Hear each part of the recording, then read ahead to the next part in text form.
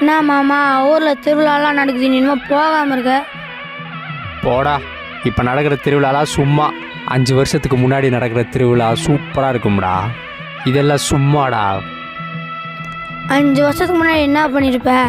இப்படிதான் எங்கேயாச்சும் உட்காந்துருப்ப. இப்போதான்டா நான் இப்படி.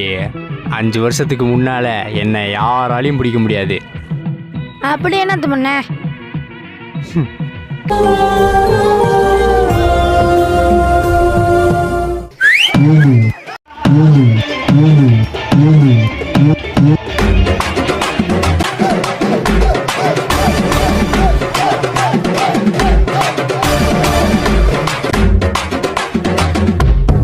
நீ சொல்றதெல்லாம் பயங்கரமா இருக்கு மாமா. இப்போதுக்கு அது நடக்க மாட்டேது.